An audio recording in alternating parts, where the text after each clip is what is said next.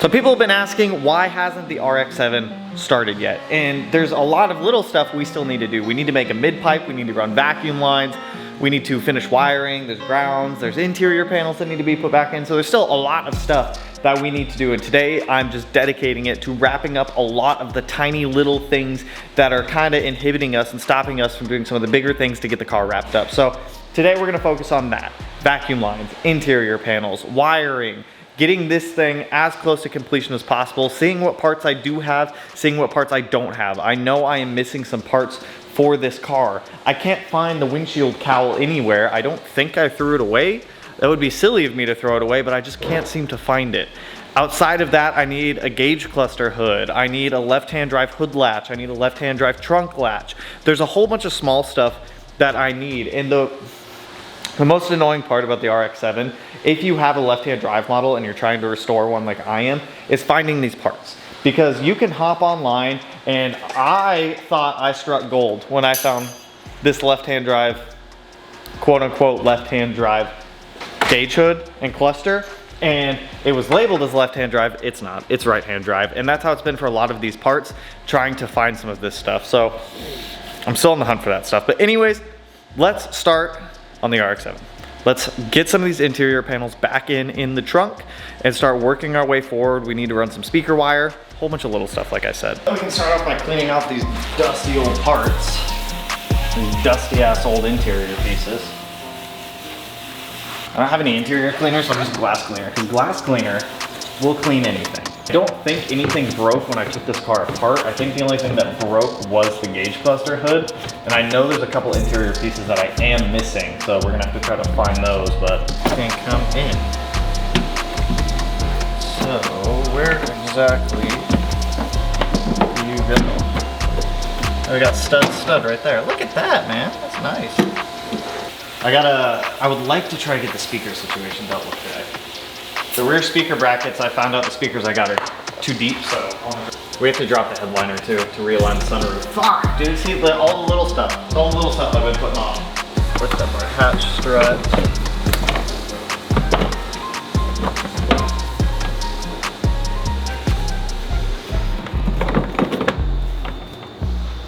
We need to install the rear speakers and run the speaker wire. So thankfully, I actually bought 2 sets of speakers because I thought the doors also used 6x9s, and that is not the case. I bought a set of Kenwoods and these JBLs, and a set of JBLs, and the JBLs actually don't fit because the backside of the speaker is too large for this area, and it hits the seatbelt, hits a whole bunch of other stuff. So I got these brackets from JP3 that put speakers in the factory location, which is nice. So that gives us rear speakers in this thing now, because we did not have any before. So look at that, now we can actually run some rear speakers.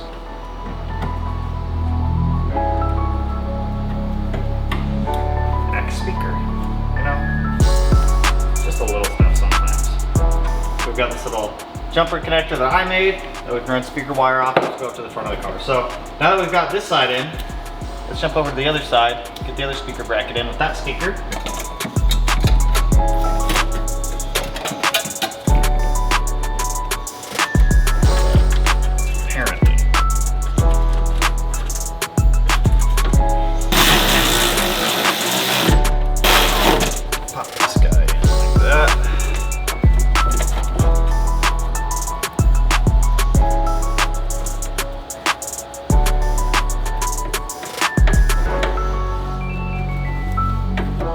So it looked like the RX-7 was actually pre-wired for rear speakers, but I couldn't get them to work. So I ended up just running brand new speaker wire from the speakers up to the head unit to get things to work.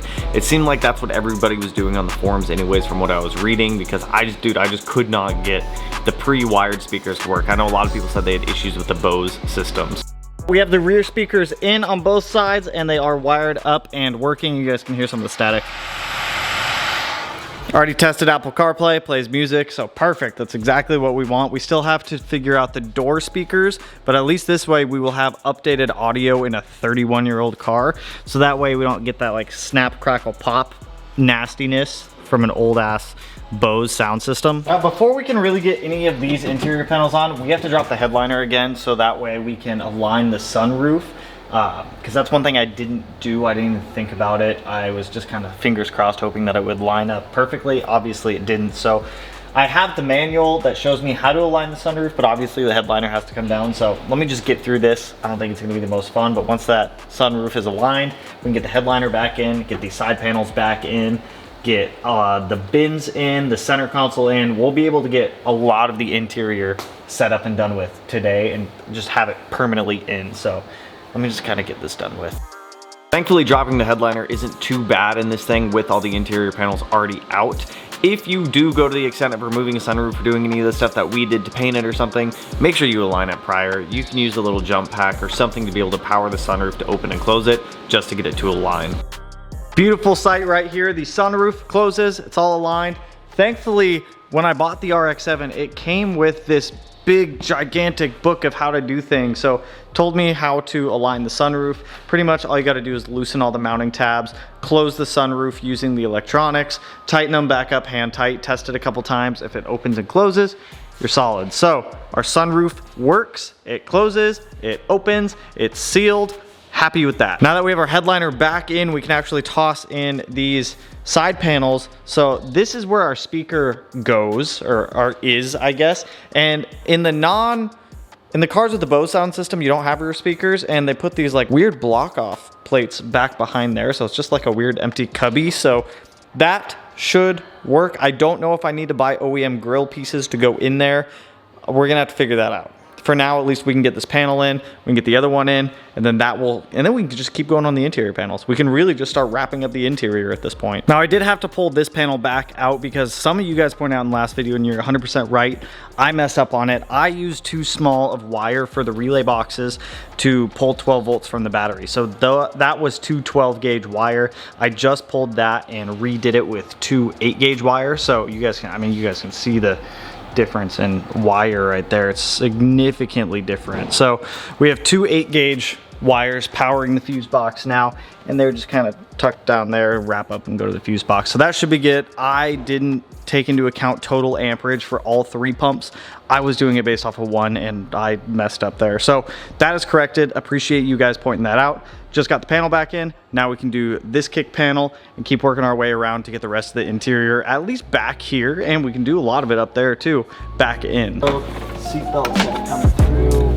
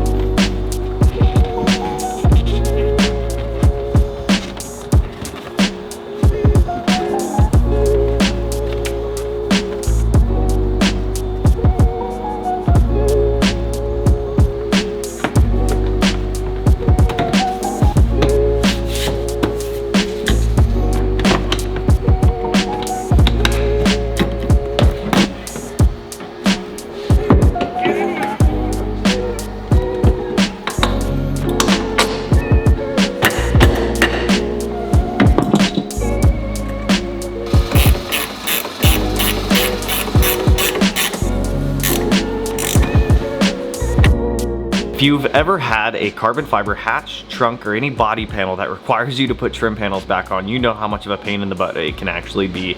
None of the holes were big enough, so we had to go in there, Dremel things out, make holes bigger. I actually had to add an additional ground wire for the rear defroster to tie back into the ground system because I don't know what happened to the old one. I don't know if it was stuck in the hatch or something along those lines, but this took quite a bit of time just to be able to get these panels to line back up somewhat properly.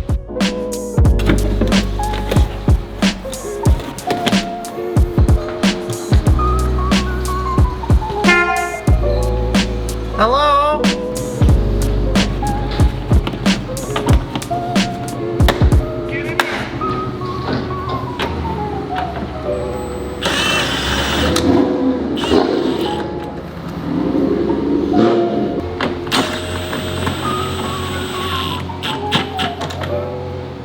We have a lot of the interior put back in at this point. I need to find the little knobs that go up here to hang up our, I forgot what this is called, partition or whatever it is.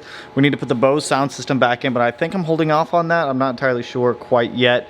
The rear bins, all of the side pieces, I need to clean it out in here because there's a lot of carbon fiber. With the hatch, I had to drill out a lot of it to be able to put the panels back in here. And with it being carbon fiber, they don't fit 100%. I'd say they fit like 80%-ish.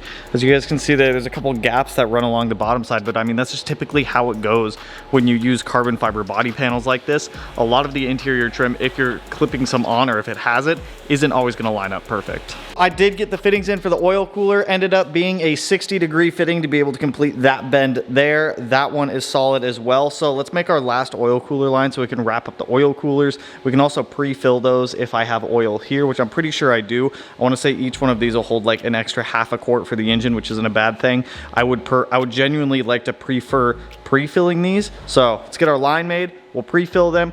That'll wrap up our oil coolers. While we're up here, I may go to the extent of powder coating our horn brackets. So that way we can get our horn brackets back in here as well and just kind of get that wrapped up. Just kind of, you know, wrap up the whole front end here.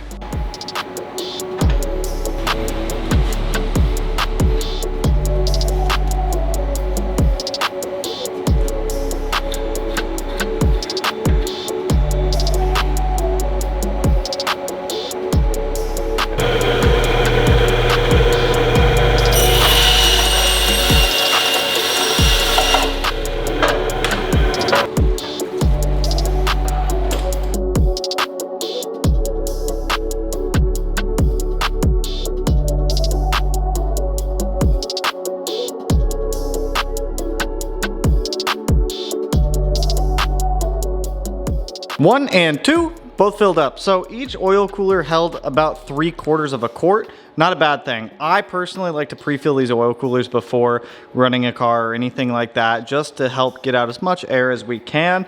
So the line fits with the crash bar without having to modify it, except taking out those two little black pieces that we took out last time. And it's a tight fit, but baby boy, do they fit.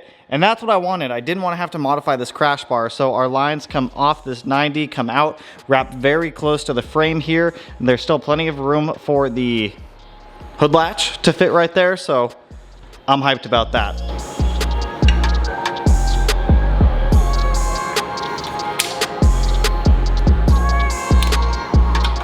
We're already on the roll. I wanted to go ahead and knock out the headlights. So when I bought the car, the headlight connectors were actually cut off. I don't know why, so I'm just gonna add these things back on. I've never actually tested to see if the headlights worked on this car, so fingers crossed that they do. It's only 3 wires each side, so I'm just gonna get these things loomed up, cleaned up, put back in, and then from there they should work.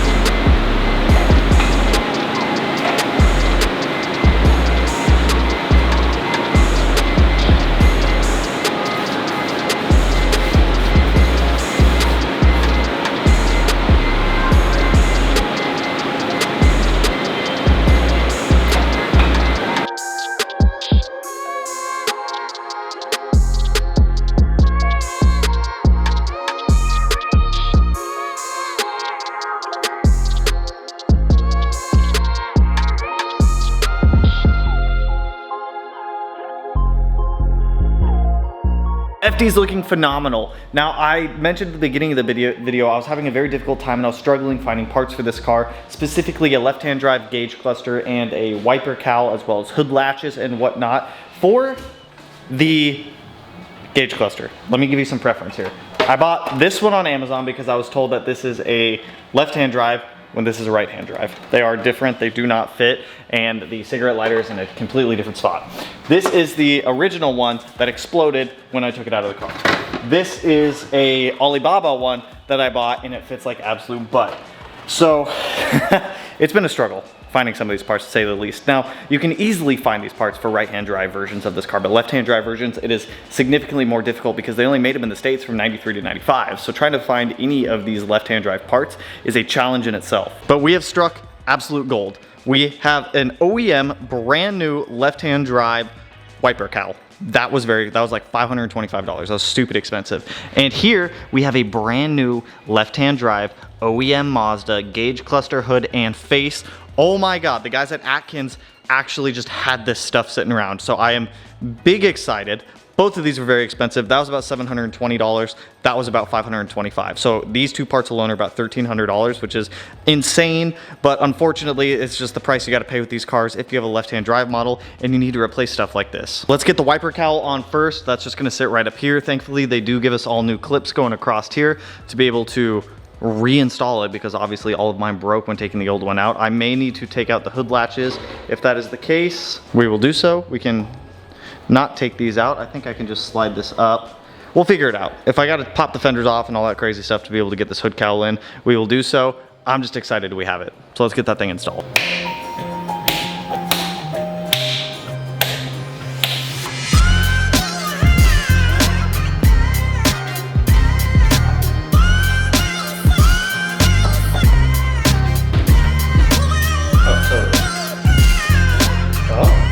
Who did?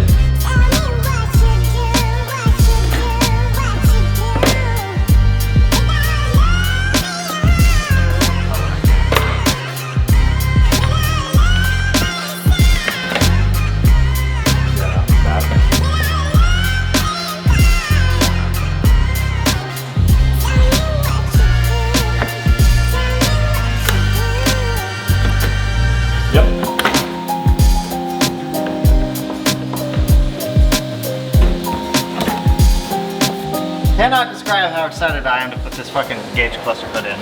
I do need to find this cigarette light though. Holy shit. Look at that. And we still got our cigarette lighter wire coming through. Perfect. What an absolutely beautiful sign. Look at that, man. Beautiful fresh hood cowl, right? Right? We didn't have one before. Now we have one. Looks great. And gauge cluster hood, man. You got no idea how stoked I am for that piece right there. I was stressing, thinking about how I'm gonna get one of those things. Huge shout out to Atkins for actually stocking those things.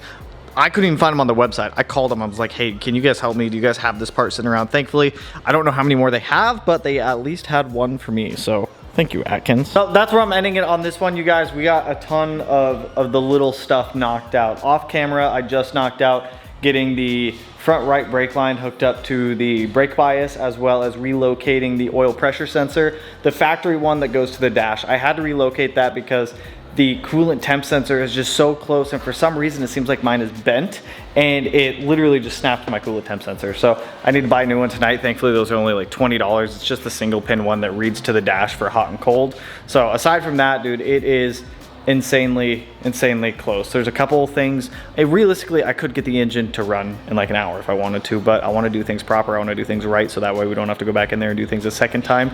We still need to get brakes on this car. I still have to bend to powder coat. Honestly, I might just put them back on red. I think having red calipers may not be the end of the world. I did get the trunk latch to work somehow. I just opened and closed it a whole bunch of times and it actually started working, and the hatch actually shuts now. I still need to figure out, I don't have a hood. I just realized that. I need to get a hood for this thing, get a hood latch. So, I mean, there's still a handful of little stuff, but for the most part, the car is getting very close to being wrapped up, which is insane. But like I said, with that, that's all I got for you guys on this one. So if you liked the video, if you're digging the RX7 stuff, go ahead, hit that like button, turn it black, blue, green, yellow, purple, silver, sight, and whatever color it turns for you. And if you're not already subscribed to the channel and you want to be able to put it in one of these corners, no idea which one quite yet, but with that, I'll catch you guys in the next one. So peace out, homies.